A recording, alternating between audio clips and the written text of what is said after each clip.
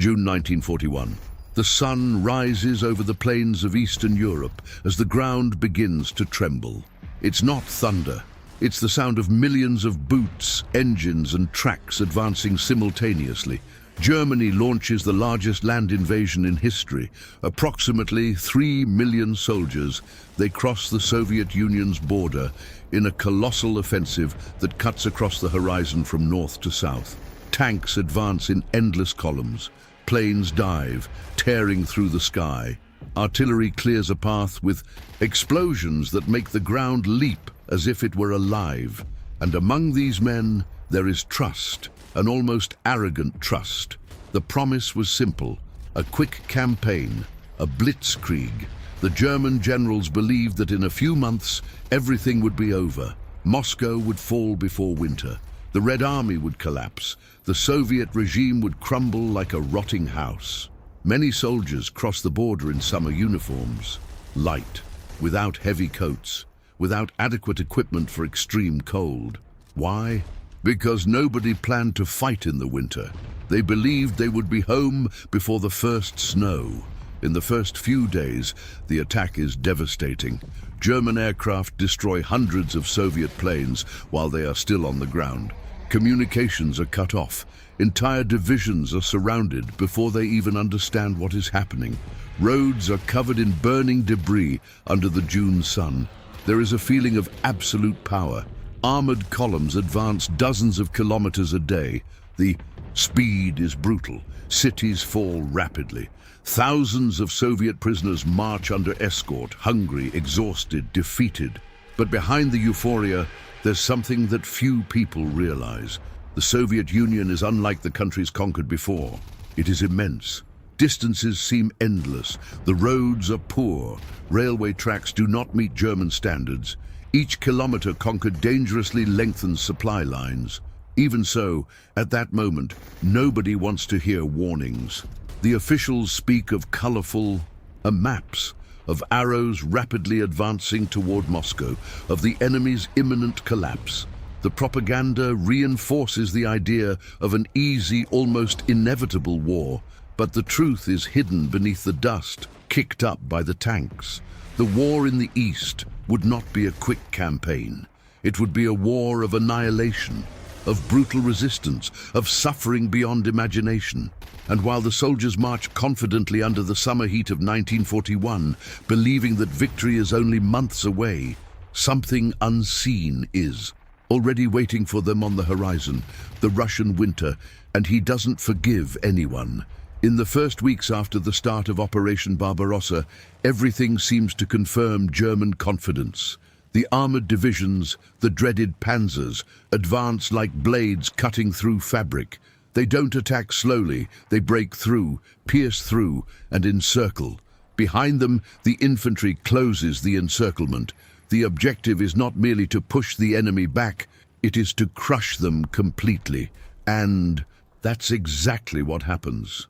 In enormous pockets, tens of thousands of Soviet soldiers are trapped. Within days, staggering numbers appear in the reports, hundreds of thousands of prisoners captured, abandoned weapons, destroyed tanks still smoldering in the fields. To the average German soldier, this seemed like confirmation that the war was practically won. The columns advance so fast that they sometimes lose contact with each other. The urgency is so great that some units don't know exactly where their flanks are. But nobody wants to slow down. Each day seems to bring final victory closer. The constant sound of engines dominates the scene. Tanks cross villages, raising dust. Stuka planes dive with their ominous mechanical alarms, spreading panic even before the bombs explode. The ground trembles under the impact of heavy artillery, but while the progress looks impressive on the map, the reality on the ground is beginning to show dangerous cracks. The distances are monstrous. It's not like advancing in France or Poland. Here, every kilometer gained pushes the troops into a vast, almost infinite territory. Roads are few. Many are just dirt tracks. Trucks break down frequently. Spare parts are starting to run out. And the fuel, always the fuel. Tanks are powerful, but they depend on a constant supply line. The further they advance, the longer and more fragile that line becomes. Convoys become vulnerable, attacked by small Soviet units that do not surrender even after major defeats. Because there's something the Germans are beginning to realize. Too late. The Red Army is not disappearing. He is retreating, reorganizing, absorbing the blow. Cities are abandoned in flames. Depots are destroyed before they can be captured. The scorched earth strategy begins to hinder German supplies. The invader conquers territory, but often finds only ruins. And yet, the trust remains. Officials analyze maps and believe that the Soviet collapse is a matter of weeks. The gigantic number of prisoners reinforces this feeling. But numbers on paper don't tell the whole story. They don't show the accumulated fatigue. They don't show the overheated engines. They don't show the dead horses on the side of the roads. They don't show the first cold nights that begin to arrive with the end of summer. The speed that seemed to be the biggest advantage is starting to become a risk. The faster they advance, the more they depend on a logistics system that is already stretched to its limit. The deeper they go, the harder it will be to retreat, and the worst is yet to come. Because summer is ending, and Russia has a cruel way of testing those who dare to cross its borders. Summer ends almost without warning. The leaves begin to fall, the sky grows heavy and grey, and then comes the rain. This is no ordinary rain. It's persistent, cold, relentless. The dry ground of the Russian plains, which supported entire columns of tanks and trucks, begins to transform into something different. The earth turns into thick, deep, treacherous mud. It is the beginning of the dreaded Rasputitsa, the mud season. Overnight, the German advance slows down. Trucks get stuck up to their axles. Soldiers get out to push vehicles in freezing rain, their boots sinking with every step. Tanks, which once covered kilometers in hours, now advance meters at a time. Tracks spin uncontrollably, scattering mud everywhere. The Blitzkrieg is starting to lose momentum. The roads, already in poor condition, become impassable. Many weren't even paved, just dirt tracks. Now they are rivers of mud.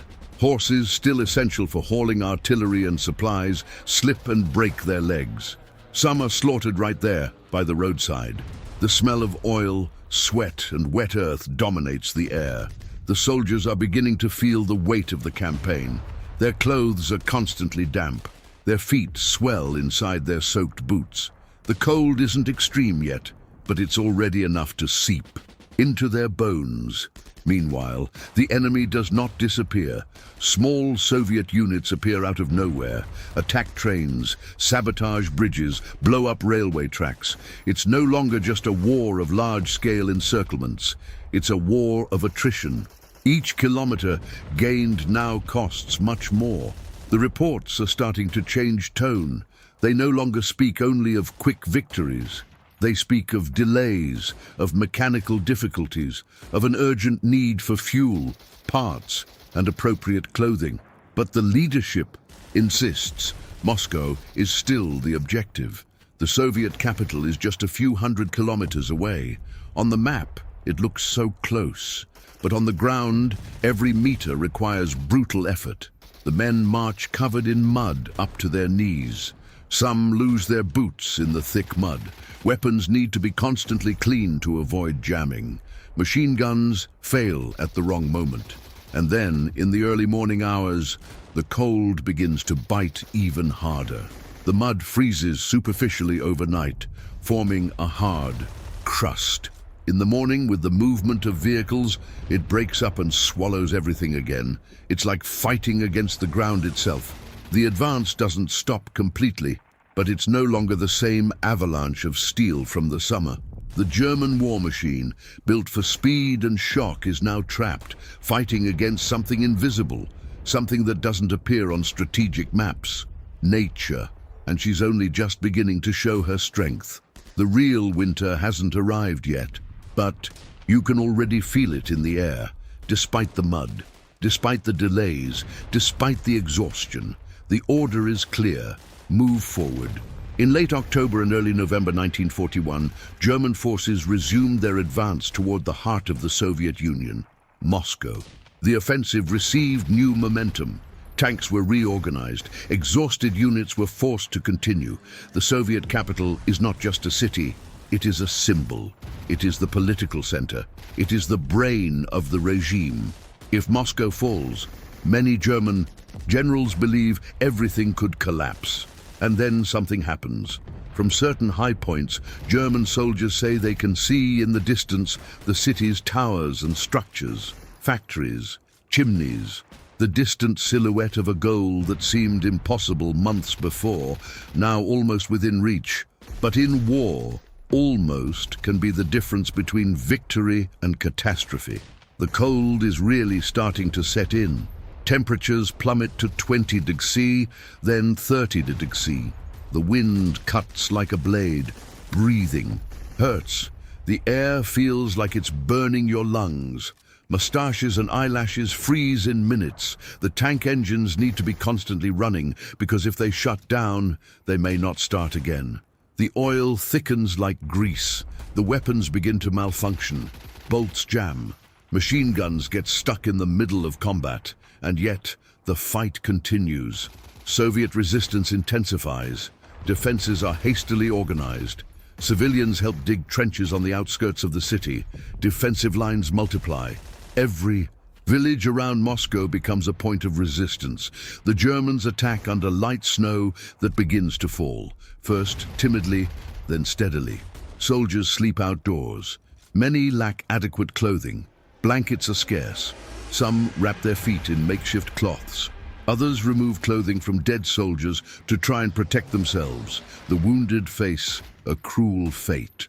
A bullet can kill quickly, but the cold kills slowly. Men lying in the snow, unable to move, freeze within hours. Blood spilled on the white surface creates dark stains that quickly harden into the ice. And then, while the German troops are trying to deliver the final blow, something unexpected begins to move on the horizon. New Soviet troops appear. These aren't the disorganized units of summer. These are soldiers well equipped for winter, from Siberia, accustomed to extreme temperatures, wearing white uniforms that blend in with the snow. They don't seem exhausted, they seem prepared, and Moscow is not falling. For the first time since June, the feeling of inevitability disappears. The city resists, and the cold, now brutal, is not only delaying the Germans, he is beginning to destroy them. And then winter truly arrives. It's not just cold, it's something that feels alive, something that seeps into clothing, penetrates the skin, and gnaws at the bones. Temperatures plummet to 40 degrees. At this level, the air hurts. Breathing is like pulling invisible blades into your lungs. Saliva freezes at the corners of your mouth. Exposed skin hardens in minutes. Fingers lose feeling, and then color. First they turn white, then gray, then black people. And when they turn black, there's no going back. The weapons begin to malfunction en masse. The oil in the machine guns thickens and jams the mechanisms. Bolts simply won't move. Soldiers have to urinate on metal parts to try and thaw them before combat. Sometimes it works, sometimes it doesn't. The truck engines won't start. Batteries freeze to death. Tanks, which were symbols of absolute power months before, are now immobile blocks of steel, frozen in the snow. Men try to light fires inside makeshift shelters. They burn abandoned furniture, ripped off doors, even paper maps. But any carelessness could reveal their position to the enemy. And the enemy is there, observing, waiting. During the night, the silence is deadly. The cold is so intense that even sound seems to freeze in the air. Soldiers fall asleep, exhausted, and some simply don't wake up. Not from gunfire, not from explosions, but because the body gave up. Frostbite spreads like a silent epidemic. Field doctors record alarming numbers, thousands of cases, feet that need to be amputated, hands that will never again hold a rifle. And yet, the orders are to hold position. The German soldier now fights on two fronts, against the Red Army and against nature itself. Meanwhile, the Soviets seem to move with a different energy. Dressed in appropriate clothing and using skis, they move Quickly across the snow-covered terrain, the white becomes camouflage, the cold an ally. Attacks appear out of nowhere. Gunfire breaks the frozen silence. Explosions echo in the bluish darkness of the Russian winter. And when the Germans try to fight back, their weapons often fail at the most critical moment. Winter doesn't make a noise like a bomb. He doesn't announce his arrival like artillery. He just takes it off, removes heat. It drains your strength. It takes away hope. And gradually, division after division begins to lose men, not just in combat, but to the relentless cold. The Blitzkrieg is over. Now it's a fight for survival, and the snow continues to fall. When the soldiers crossed the border in June, many carried only the essentials for a short campaign. Light uniforms, ordinary boots, thin overcoats. The idea was simple, to win before winter. But now winter had arrived, and there weren't enough clothes. Thousands of soldiers faced temperatures of 30 degrees, 40 degrees wearing the same uniform designed for the heat of the European summer. The fabric stiffens with the freezing. Boots don't insulate. Wet socks freeze on their feet overnight. Men wake up with their shoelaces as stiff as wire. Some have to cut their own shoes to get them off. When they finally manage to, they find their toes darkened and numb. Every morning, there are fewer men fit to march, not because they were hit by bullets, but because they can no longer stand up. Soldiers try to improvise. They roll. Newspapers under their uniforms. They use blankets taken from abandoned houses. Some wear civilian clothes found in the villages. Others tear coats from dead comrades. There are reports of men sharing a single blanket in shifts while sleeping. 2 stay awake while 2 try to rest. But resting is almost impossible when the cold feels like it's piercing your body like needles. Medical clinics are overcrowded.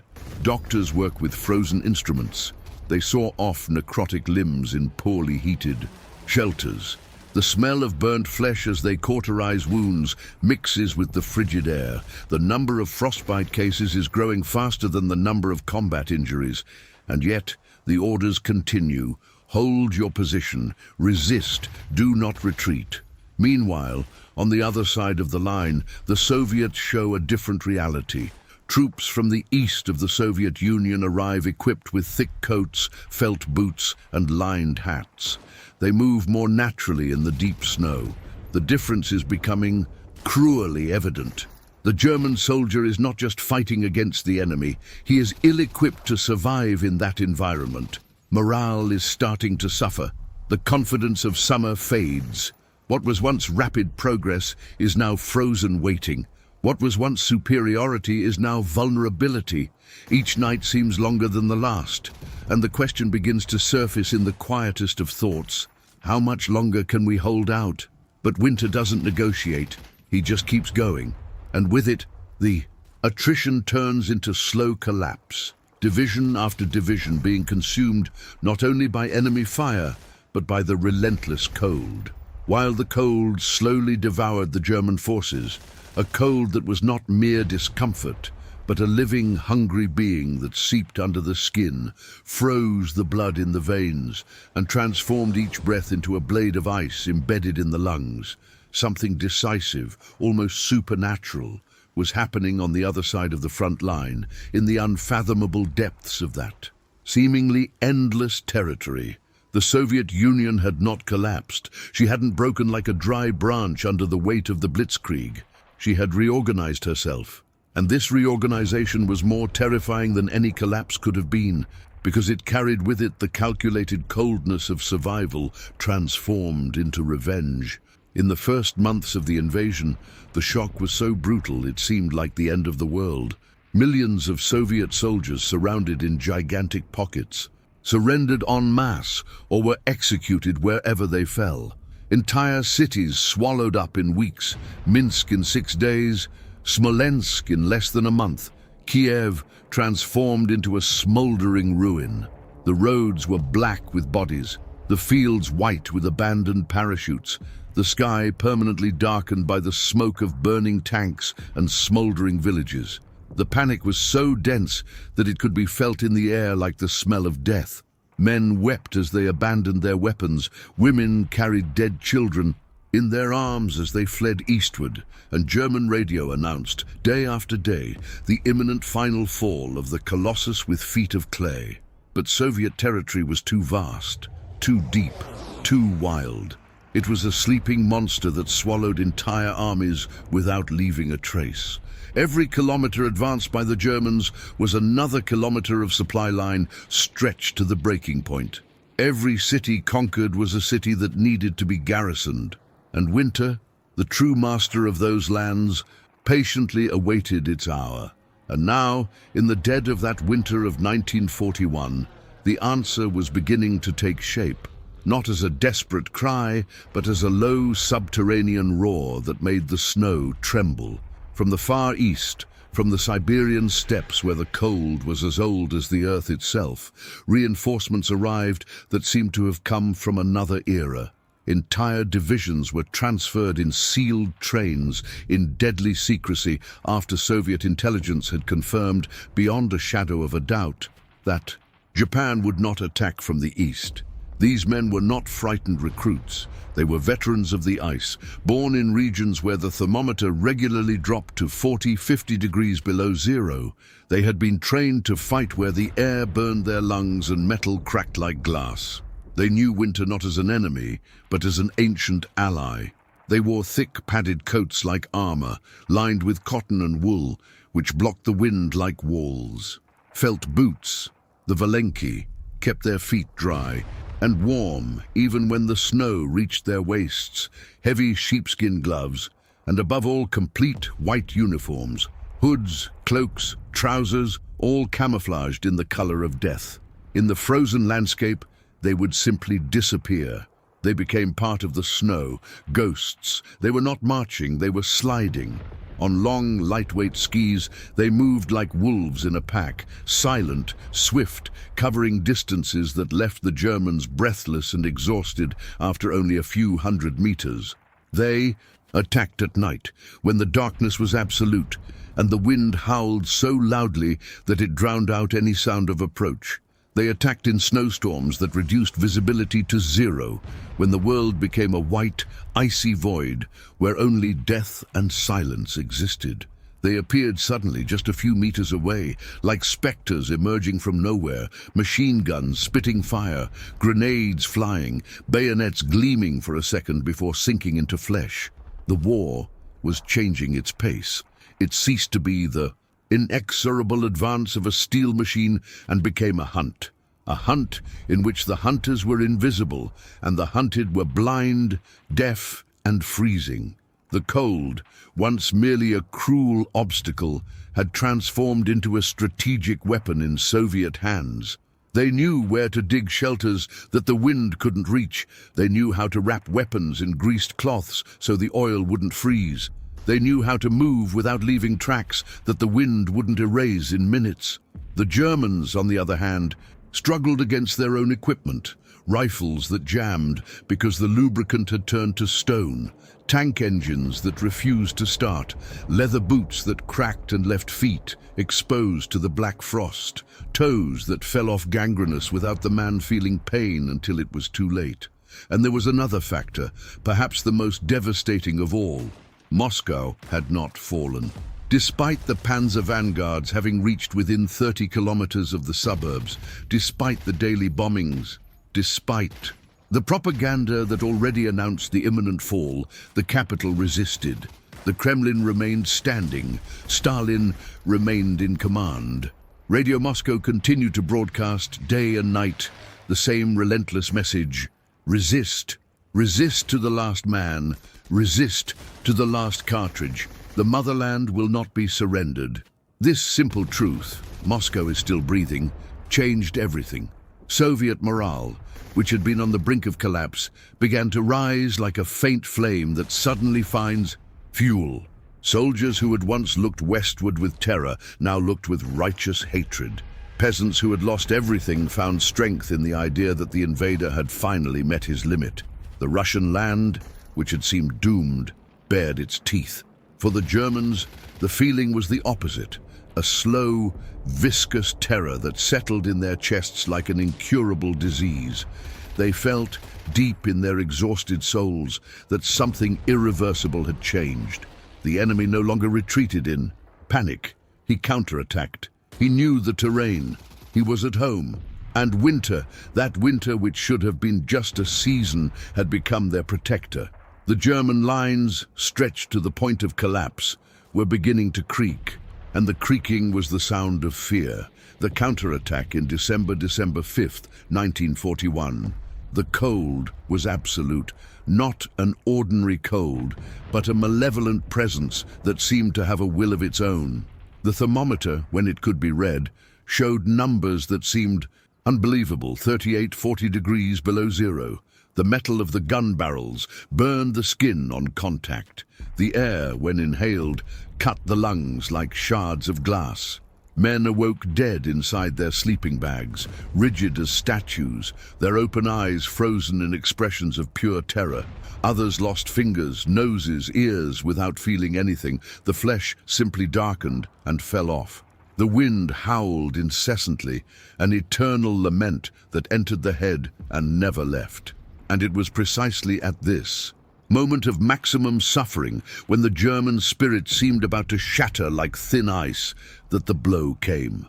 Under the cover of a blizzard that turned the world into a white void without a horizon, the Red Army launched a counterattack that no one, not even the most pessimistic German generals, had imagined possible on such a scale. It wasn't an attack. It was an avalanche. Hundreds of kilometers of front exploded simultaneously in fire and death. Soviet artillery, concentrated in unprecedented density, broke the dawn silence with a roar that seemed like the end of the world. The black sky was torn by thousands of trails of fire. The frozen earth trembled as if it wanted to split open. Grenades fell in waves so dense that the air became unbreathable with the smell of explosives and burning snow. And then they came.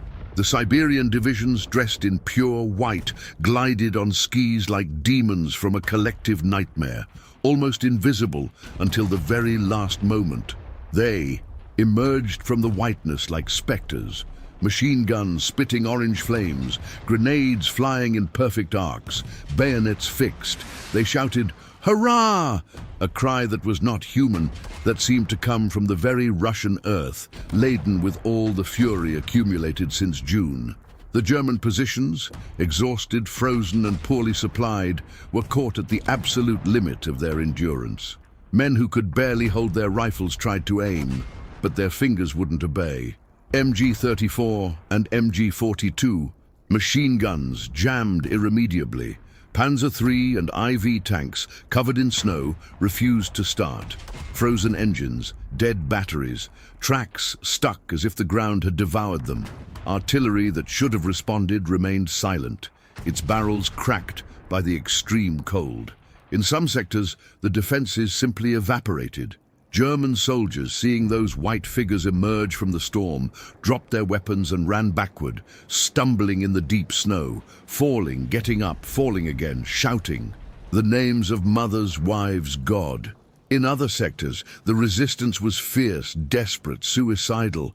Hand-to-hand combat in villages buried by snow, wooden houses that changed hands 5-6 times a day, grenades exploding inside tiny rooms, shrapnel mixed with pieces of furniture and human flesh, bayonets embedded in chests, bellies, throats, shouts that lasted seconds and were then muffled by the relentless falling snow. The white snow turned red, not in stains, in rivers, in lakes, on macabre carpets that stretched for miles. The surprise was total. German arrogance, which had believed that the Red Army was finished, that one last push would be enough for Moscow to fall, crumbled in hours. Commanders who days before had dictated advance orders now shouted retreat orders, their voices hoarse with panic. Entire units were surrounded, massacred, or captured. Others retreated in disarray, abandoning tanks, cannons, trucks, wounded soldiers who cried out not to be left behind. But they were left behind because whoever stopped would also die. For the first time since June 22nd, 1941, German forces were truly retreating. Not a tactical adjustment, not a flexibility of the line. A forced, chaotic, humiliating retreat, under constant bombardment, under relentless night attacks, under wind that cut the face like a razor.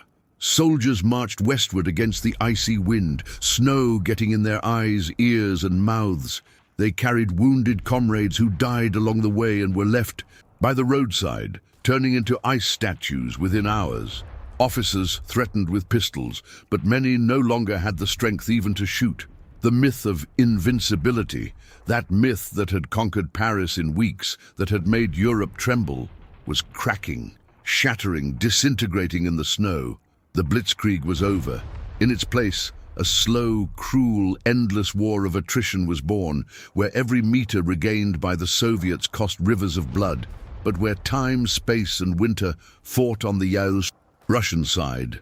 And winter was not yet over. It was only beginning to exact its full price. Months of relentless cold were still to come. Months in which the thermometer would drop even further. Months in which men would freeze alive inside trenches, in which wolves would approach the lines attracted by the smell of corpses, in which despair would become so dense that German soldiers would begin to dream of death as a liberation. The first major blow against the illusion of invincibility had been dealt, and the echo of that coup would reverberate through all the battlefields yet to come, all the way to Berlin, all the way to the bunker, all the way to the absolute end of the arrogance that thought it could conquer the world in a single summer. Russia had woken up, and his fury was white as snow, cold as steel, eternal as winter itself. With the Soviet counterattack gaining momentum after that fateful December 5th, 1941, the German front, once a wall of steel and unwavering discipline, began to fragment like thin ice under the weight of an invisible hammer. What were once continuous, proud lines, drawn with Teutonic precision on the maps of the general staffs, were transformed in a matter of days into isolated sectors, into islands lost in the white and infinite ocean of the Russian winter. Suddenly, the war map ceased to be a straight line of advance and became a macabre puzzle of surrounded pockets. Small groups of 50 men, entire battalions of 700, sometimes entire divisions, thousands of soldiers completely lost contact with higher command. Communications died first. Telephone cables froze and broke like glass threads at the slightest touch. Radios failed because the batteries turned to stone. Messengers sent to retrieve orders simply disappeared in the blizzard, swallowed by the whiteness as if they had never existed. The silence that followed was worse than any explosion. Men who, just weeks before, had marched singing toward final victory, who had dreamed of parades in Moscow and leave in Paris, suddenly found themselves surrounded on all sides. No supplies were arriving. No reinforcements could be promised. No clear escape route. Snow-covered roads and trails like a thick shroud 3 meters high. The horizon no longer existed. It was just a white, shapeless, endless desert, where the sky merged with the earth in a void that drove the soul mad. There was no way of knowing where the next attack would come from. The enemy could be 10 meters away or 10 kilometers. The wind carried sounds treacherously. A distant shot could come from any direction or from none. Within these deadly pockets, the situation rapidly descended into the abyss of utter despair. Food ran out first. Rations that were already meager were reduced to crumbs, a piece of frozen bread so hard it had to be broken with the butt of a rifle and melted in the mouth until it became a tasteless, icy mass. Dead horses, those faithful companions who pulled the two cannons until they collapsed from exhaustion, were slaughtered where they lay, their meat cut into frozen pieces and devoured raw or barely cooked over tiny fires that barely warmed the hands. Anything that could generate heat was burned. Empty ammunition boxes, doors torn from abandoned izbas, church pews, even personal documents, letters from home, photographs of wives and children. Everything turned to smoke to gain another hour of life. But the cold didn't recede. It never receded. At night, the men huddled together like animals seeking body heat, bodies pressed together in desperate piles inside shelters hastily dug in the snow.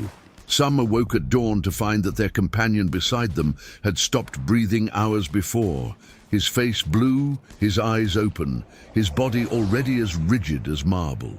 The silence of the early morning was broken only by the eternal howl of the wind and sometimes by isolated gunshots. A comrade who could no longer endure and put an end to his suffering, or a sentry who saw shadows that did not exist. The Soviets tightened the siege with a sadistic, age-old patience. Heavy artillery bombarded isolated positions day and night, projectiles falling with diabolical precision on shelters that barely managed to protect from the snow.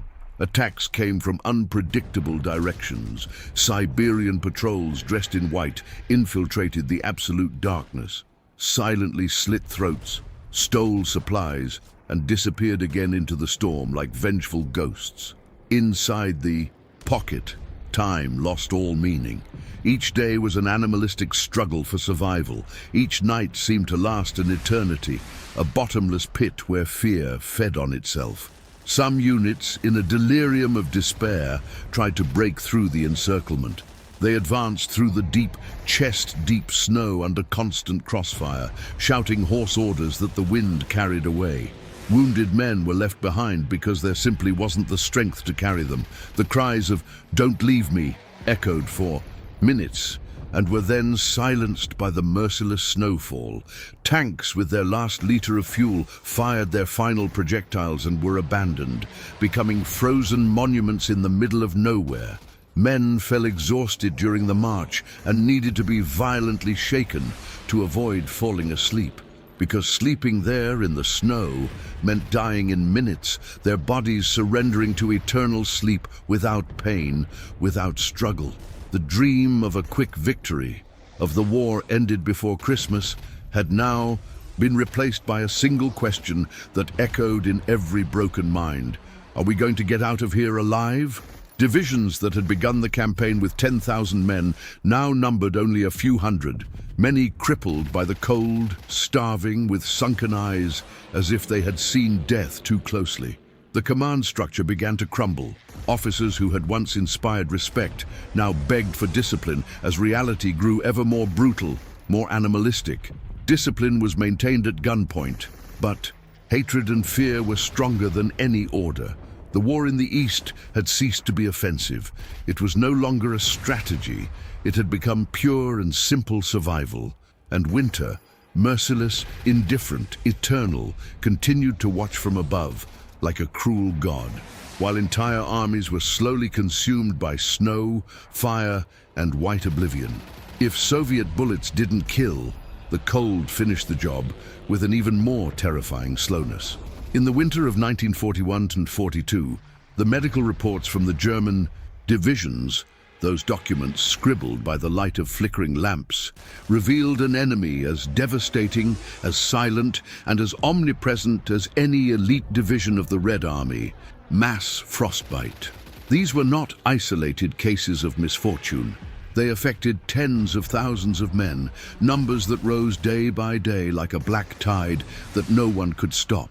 First came the tingling, that treacherous sensation of invisible needles running through the toes, fingers, and nose. Then the numbness, the body silently warning that parts of it no longer belonged to it. Then nothing, just emptiness. Soldiers looked down, inside their cracked boots, and saw their own fingers, once agile enough to disassemble a rifle in the dark, now pale, then bluish like porcelain, then black as burnt coal. Necrosis spread silently, painless at first, like a slow poison devouring the flesh from the inside out. Many only realized the gravity of the situation when the stench of decay rose from the makeshift restraints. In the makeshift medical posts, tents torn by the wind, earthen shelters where melted ice dripped from the roof. The scenes were of surgical horror that even the most hardened veterans couldn't bear without averting their gaze. Dim lighting from candles or kerosene lanterns barely illuminated the makeshift tables. Surgical instruments had to be heated over a fire before touching the skin, because the icy metal burned like embers. Doctors worked tirelessly, their eyes red with exhaustion, saws grinding against frozen bones, fingers, entire feet, hands, forearms. The smell of cauterized flesh mingled with the frigid air, becoming ingrained in clothing, memory, and soul. Strong men, veterans who had crossed France in triumph, who had seen Paris fall in weeks, screamed like children during amputations, performed with minimal or often no anesthesia. The ether had run out long ago. Morphine was reserved only for the officers. The rest endured the dry sore, their teeth clenched until their lips bled. Their eyes rolled back in pure agony. Some fainted, others did not, and they awoke missing the part of the body that had brought them there. The number kept increasing, relentlessly. In some divisions, cases of frostbite far outnumbered combat wounds. There were units where more than 30% of the soldiers were incapacitated not by bullets or shrapnel, but by the simple, cruel, inexorable extreme cold. Men who could still walk limped over bandaged stumps, using crutches made of branches or broken rifles. Others lay on makeshift stretchers, their eyes lost in the void, waiting for an evacuation that would never come. Despair spread like an infection worse than any gangrene. Some men, in silence, made decisions that months before would have been unthinkable. There are accounts, whispered around the dying campfires, of soldiers who, on nights without witnesses, pressed the barrel of their pistols against their own feet and pulled the trigger in the desperate hope of an honorable wound that would get them evacuated to a rear hospital. Not out of cowardice, not out of fear of death in combat, but because remaining there meant slowly losing pieces of themselves, piece by piece, until only a still-breathing trunk remained. Morale, already fractured by the counterattack in December, was now shattered. The grandiose promise of a short campaign, of a lightning war finished before the leaves fell, had transformed into a brutal, humiliating struggle for survival itself. The letters home, once full of pride and promises of swift victory, had become somber, laconic, full of subtext that said more than words. The cold here is unlike anything we've ever known. Pray for us. The enthusiasm of summer had completely vanished, replaced by an emptiness in their eyes that no speech by Goebbels could fill. And while the Germans fought against their own treacherous bodies, the Soviets continued to press relentlessly. Night attacks forced already weakened men out of precarious shelters and into defensive positions in the biting wind that seemed made of blades. Holding a rifle for long minutes was almost impossible. Fingers lost feeling, hands trembled, the trigger became the enemy. There were nights when the silence was worse than the combat, because in the silence, the cold completely dominated. Men would wake in the middle of the night, shaking comrades who no longer reacted. There was no blood, no visible wounds, only rigid bodies, covered by a thin layer of frost. Open eyes frozen in expressions of quiet surprise, as if death had arrived, disguised as sleep. Winter wasn't screaming, it didn't roar, he was whispering. It whispered promises of eternal peace, of rest without pain, of soft white oblivion.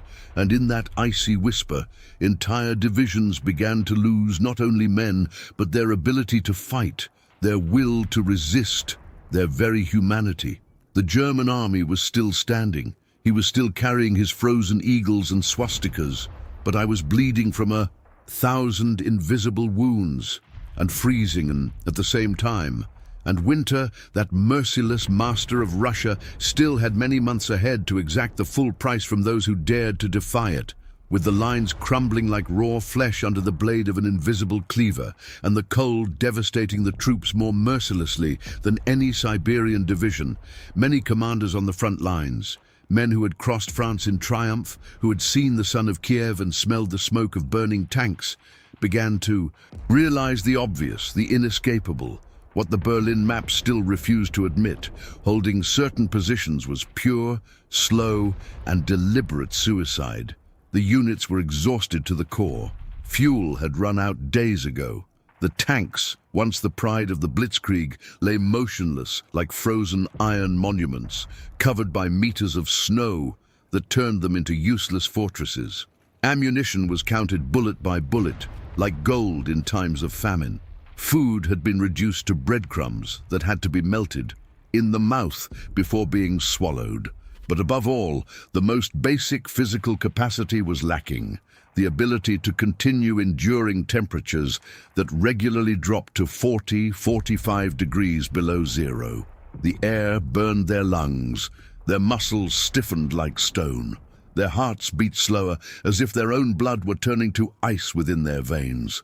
Divisional generals and regimental colonels, their faces grey with exhaustion and beards hardened by the ice, sent desperate messages to headquarters. "We request permission to retreat a few kilometers, just enough to shorten the lines, reorganize the survivors, save what remains of the divisions before they disappear completely." The words were carefully chosen, almost humble, as if they feared awakening divine wrath. But the answer that came from above, from Berlin, from that heated room where maps were moved by clean, distant hands, was harsh, cutting, and merciless like winter itself. No retreat. Maintain your position at all costs. Absolute firmness. The German leadership feared, with an almost superstitious terror, that any retreat, however small, would turn into a general collapse, a human avalanche that would drag the entire front into the abyss.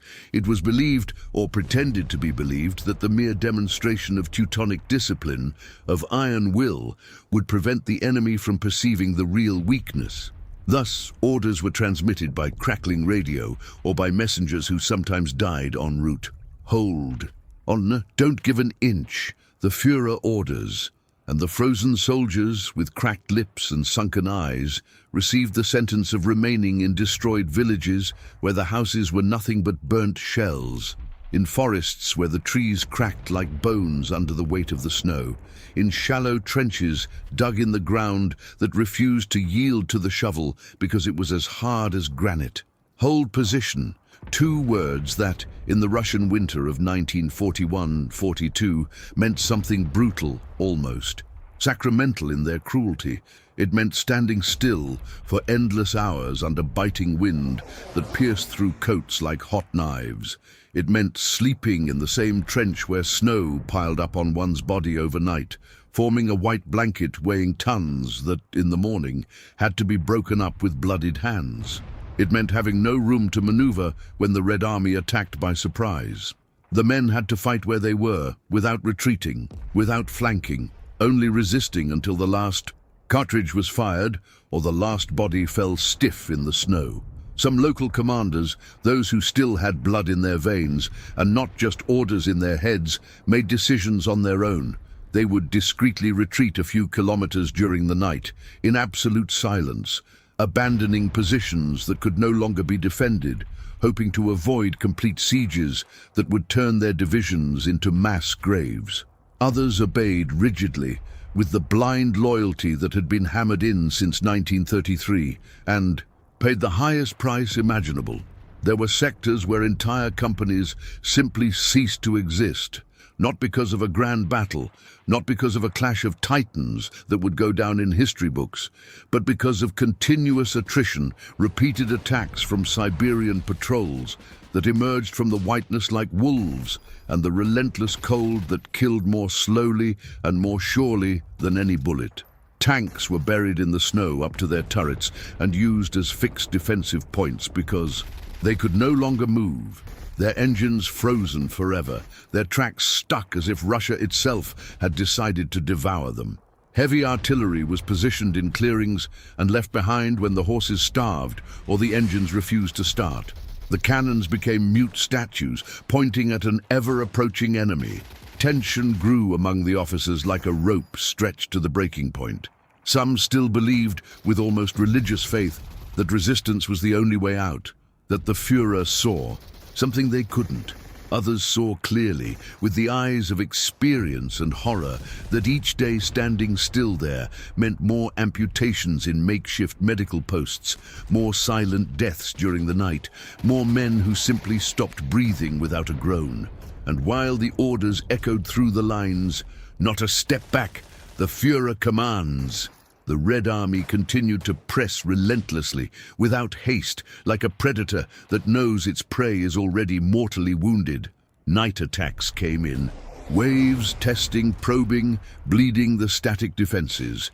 Winter, that supreme and indifferent judge, did not respect bravery. It was not impressed by Prussian discipline. It did not bow before swastikas or iron eagles. It simply exacted its price. It exacted it with interest in frozen flesh, cracking bones, souls that shattered before bodies. Divisions that had begun the campaign as mobile, swift, invincible offensive forces, the same ones that had cut through the Soviet Union like a hot knife cuts through butter, were now transformed into static garrisons, islands of despair embedded in the snow, fighting only to avoid complete disappearance. Each day spent in that frozen position brought them closer to the inevitable reality, the one no one dared pronounce aloud. The German war machine was not only being contained, she wasn't just being detained, she was being worn down to the limit. Day after day, man after man, meter after meter of snow, stained red and black. And somewhere far away, in Berlin, the fireplaces still burned warm, while on the front, the wind howled the final verdict. Russia would not be conquered by orders from heated rooms. It would be paid for with blood, with lost fingers, with broken souls. And the price in that eternal winter was still far from being paid. The winter of 1941-42 didn't just claim men's lives. He destroyed entire divisions. Not with a coup de grace, not with an epic battle that historians would later celebrate with drums and flags. He devoured them slowly, piece by piece, like a hungry wolf tearing its prey apart while it still breathes, still screams, still believes it can escape. Units that, in June, had crossed the Soviet border with chests puffed out with pride, with 14 or 15,000 soldiers marching in endless columns under the hot Ukrainian and Belarusian sun, now barely managed to muster a few thousand men still fit for combat. And fit was a cruel, almost ironic word.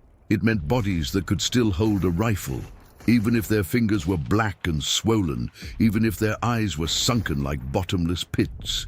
Complete regiments existed only on the yellowed paper of distant general staffs in Berlin or Smolensk. Proud names like Großdeutschland, Das Reich, or Leibstandarte reduced to paper skeletons. Companies that once numbered 100 strong, tanned men, full of martial songs and promises of swift victory, now had 20, sometimes 15, sometimes 10. Sometimes at dawn, only 8 remained, and the company officer would scratch out the names of the dead in the snow with his bayonet because there was no more ink, no more paper, and no more hope. And this wasn't the result of a single decisive battle, the kind that decides wars in a glorious day. It was a slow process, continuous, relentless, a trickle of death that never stopped. Daily combat, yes, but not the heroic combat of the movies. They were short, brutal ambushes where Siberian patrols emerged from the whiteness like ghosts and disappeared, leaving 10, 15 German bodies stiff in the snow. Extreme cold that seeped into the bones and never left. Hunger that gnawed at the stomach until the men chewed on leather straps, tree bark, the cracked skin of their own fingers. Exhaustion that transformed each step in the deep snow into an agony that lasted for hours. Frostbite that silently climbed up the legs, arms and face, turning living flesh into dead flesh. Diseases that spread in the cramped shelters. Dysentery, typhus, pneumonia that made the lungs wheeze like broken bellows.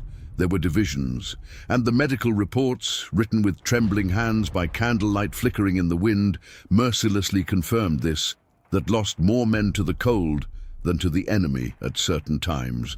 not in glorious battles, but on quiet nights. Soldiers were evacuated on makeshift sleds with amputated feet and hands, stumps wrapped in bloodied rags, eyes glazed with non-existent morphine. Others simply vanished during nighttime retreats in snowstorms that turned the world into a directionless white void. A man would take 3 steps ahead of his comrade and never be seen again, swallowed, as if Russia had opened its mouth and devoured him whole. In the morning, the column would move forward, because stopping meant dying too. The equipment, the pride of the world's most modern war machine, was being lost at an alarming, almost obscene rate. Panzer IV tanks, those steel monsters that had crushed entire divisions in the summer, were abandoned for lack of fuel, left like cold iron tombs in the middle of the road, with snow seeping in through the open hatches. Opel Blitz trucks were stuck on the edge of frozen roads, engines dead, wheels buried up to the axle. The drivers wept as they abandoned them, because they knew that without them there would be no more supplies, nothing left. Heavy artillery, the proud 105mm 150mm guns, was positioned and then left behind when the horses dropped dead from hunger or the tractors froze irremediably. Each piece lost meant less firepower, less responsiveness, less chance of recovery. What was once a symphony of steel and fire was now silence broken only by the wind. The psychological impact was profound, almost deadly. In the summer of 1941, those same soldiers marched with puffed-out chests, singing Deutschland über alles, convinced they were participating in a historic campaign that would change the world in a few months. Before Christmas, in Moscow, they said to each other around the campfires, now they were trapped in a war of animal survival, where the objective was not to conquer territory, not to plant the swastika in the Kremlin, not to parade in red squares. The objective was not to die that night, not to wake up stiff next to their comrade, not to have their fingers fall off when they took off their boots. The confidence that sustained the initial advance evaporated like mist in the sun, except there was no sun there, only snow and eternal darkness. The letters sent home took on a terrifying tone. They no longer spoke of imminent victory, of decorations, of leave in Paris or Berlin. They spoke of an endless cold that seeped into the soul, of endless nights where the wind howled the names of the dead, of comrades buried in the snow without ceremony, without a cross, without prayer, just a shallow grave that the wind soon erased. Mother, pray for me. Here the cold kills more than the Russians. Many letters never arrived. Others arrived torn, censored, but the terror between the lines was impossible to hide. And the Red Army did not slow down. Never. Constant attacks, day and night, prevented any real rest. Even units reduced to skeletons were forced to defend positions under continuous pressure. With each dawn, more men fell from the line, dead, wounded, frozen, insane. Those who remained looked at each other with eyes that no longer had any shine, only the emptiness of those who had seen the abyss, and the abyss had looked back. Divisions that once symbolized the invincible strength of the Wehrmacht, those that had humiliated France, Poland, and the Netherlands in weeks, had become shadows of what they had been months before. Grey, bearded, ragged shadows that still fought, still resisted, still obeyed orders from afar. But they were exhausted to the marrow of their bones. The spirit that moved them had been broken. What remained was frozen flesh trying to move by sheer willpower. Winter not only delayed the offensive. He broke the backbone of several German formations. He split it in two with a snap that nobody in Berlin wanted to hear. And when spring finally arrived, that pale, muddy spring full of thaw and mud that soaked boots and tanks, nothing would ever be the same again. The Blitzkrieg had died there, under that snow that never seemed to stop falling. It died silently, without fanfare, without victory parades. What remained now was a long war, brutal, of endless attrition, a War where each day gained cost more than the last, where each Soviet victory was paid for with rivers of German blood, and each German retreat was a wound that would never heal. Germany had learned, in the most painful, humiliating and bloody way possible, that Soviet territory would not be conquered in a single season, that Russia was not a nation, it was a living continent, and that the Russian winter wasn't a season, it was a verdict. And the verdict, in that winter of 1941-42, was pronounced with all the coldness in the world: "You shall not pass. Not alive, not whole, not like the invincible army they arrived as, just like ghosts that still walked, still shot, still bled, but which already belonged to the snow." Wars are not won with courage alone. They are overcome with fuel, ammunition, food, and transportation. And in the Soviet winter of 1941-42, that foundation began to crumble. German supply lines stretched for hundreds, sometimes thousands, of kilometers. Railway tracks had to be adapted. Destroyed bridges had to be rebuilt under enemy fire. Roads simply disappeared under meters of snow. And then came the extreme cold. Trucks wouldn't start in the morning. Engines had to be warmed up with makeshift fires under the hood. Often that didn't work. Batteries froze to death, metal parts shattered like glass due to the contraction caused by the intense cold. The horses, still essential for pulling artillery and carts, were dying by the thousands. Without them, cannons would be left behind. Without transport, ammunition wouldn't arrive. Tanks, symbols of the Blitzkrieg, became static fortifications. Without fuel, without spare parts, they remained buried in the snow, firing until the projectiles ran out. Food was becoming scarce. Rations arrived frozen. Bread had to be broken with the butt of a rifle. Water was obtained by melting snow when there was time and fuel for it. Many soldiers fought on empty stomachs, which made the cold even more cruel. While German logistics were collapsing, the Soviets, operating closer to their production centers and adapted to the climate, managed to maintain a constant flow of reinforcements. The difference was starting to become strategic. It wasn't just a matter of individual resilience. It was the German war machine itself that was stalling. Without fuel, there is no movement. Without movement, there is no Blitzkrieg. Without supplies, there is no functional army. Every kilometer gained in the summer now exacted a logistical price that was impossible to sustain in the winter. The outcome was inevitable.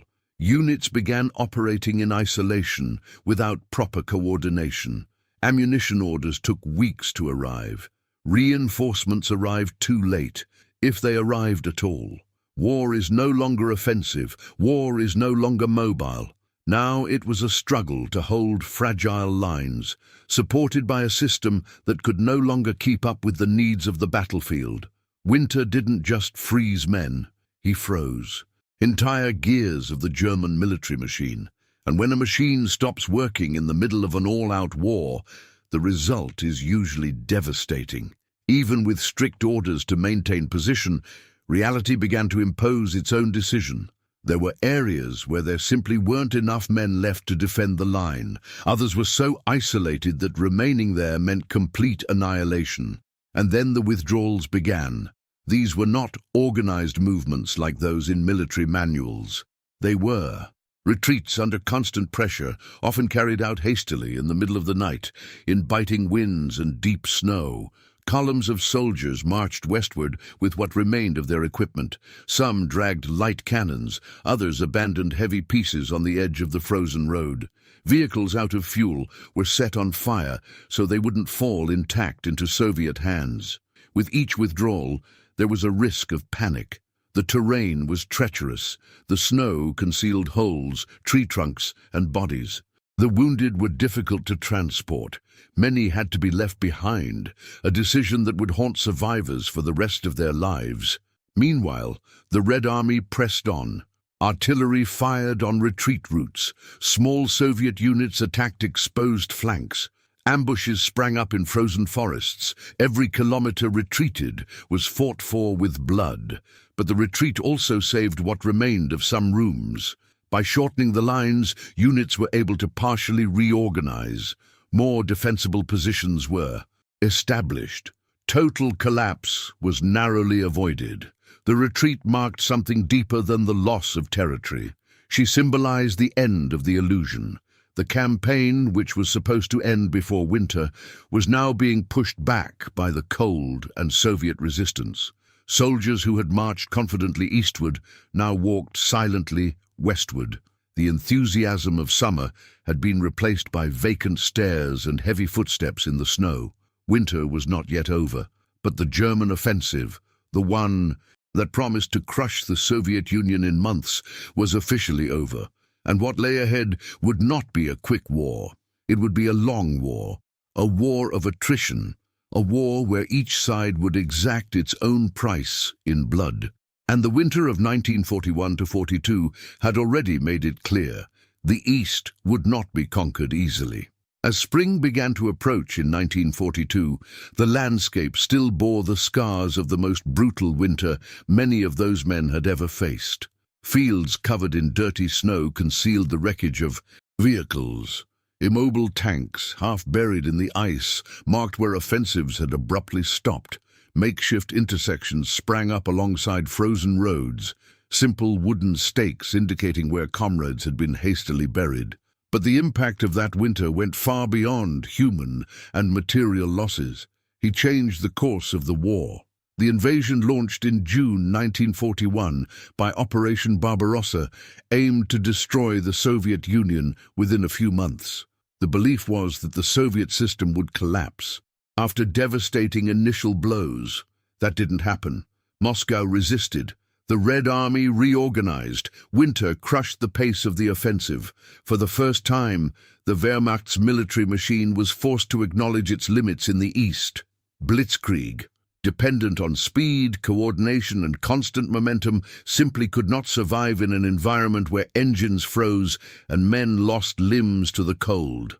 The myth of German invincibility has suffered its first major fracture. This had profound consequences. For Soviet soldiers, successful resistance against the largest invasion in history became proof that the enemy could be stopped. Morale rose. Confidence increased. For the Germans, the perception had changed. It was no longer a short campaign. It was total war against a vast, resilient enemy backed by an almost limitless territory. The 40-degree C winter was not just a weather event. It was a strategic turning point. He transformed a war of movement into a war of attrition, a war where every advance would require gigantic sacrifices, where every kilometer would cost thousands of lives.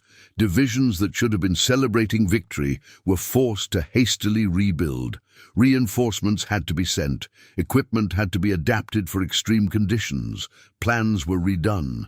But something fundamental had already changed. Germany was no longer racing towards victory. She was trapped in a conflict that would consume years, resources, and generations. The Soviet winter didn't fire a single shot, but he annihilated entire divisions. And he made it clear to both sides that the war in the East would be decided not only by the strength of arms, but by the ability to survive the white hell that turned men and machines into frozen statues in the snow. From that point on, nothing would be quick, nothing would be easy, and the cold of 1941-42 would echo in every battle yet to come.